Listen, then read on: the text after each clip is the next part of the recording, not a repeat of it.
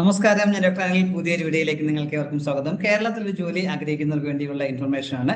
Travancore Titanium Products, തിരുവനന്തപുരത്തുള്ള Travancore Titanium പ്രോഡക്ട്സിലെ manager, deputy manager എന്ന തസ്തികയിലേക്ക് ഉള്ള ഒഴിവുകളിലേക്ക് ഇപ്പോൾ അപേക്ഷ ക്ഷണിച്ചിട്ടുണ്ട്. ഇതിലേക്ക് ഓൺലൈനായിട്ട് 2025 ഒക്ടോബർ 4 വരെ അപേക്ഷിക്കാനായിട്ട് കഴിയും. ഇതേക്കുറിച്ച് കൂടുതൽ കാര്യങ്ങളാണ് ഈ വീഡിയോയിൽ ഷെയർ ചെയ്യുന്നത്. കാര്യങ്ങളൊക്കെ നിങ്ങൾ പൂർണ്ണമായിട്ടും മനസ്സിലാക്കാനായിട്ട് വീഡിയോ മുഴുവനായിട്ട് കാണണം. അതുപോലെ കൂട്ടുകാർക്ക് ഷെയർ കൊടുക്കുകയും കൂടി ചെയ്യണം. ഇതിന്റെ വിശദാംശങ്ങൾ നമുക്ക് പരിശോധിച്ച് നോക്കാം.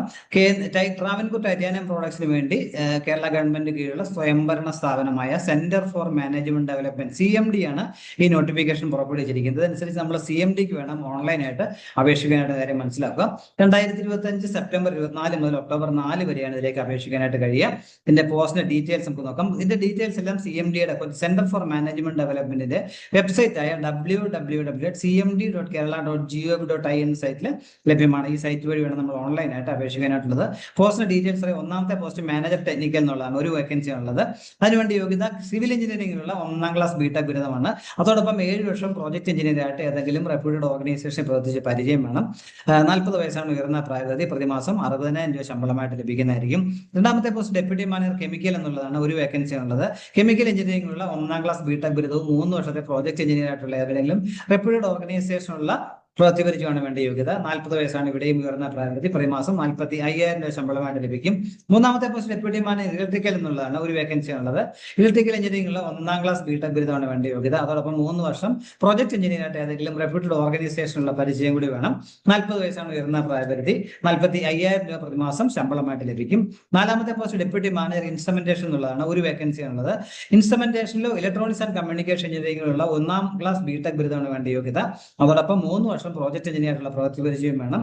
40 വയസ്സാണ് ഉയർന്ന പ്രായപരിധി. പ്രതിമാസം 45,000 രൂപയായിരിക്കും ശമ്പളമായിട്ട് ലഭിക്കുക.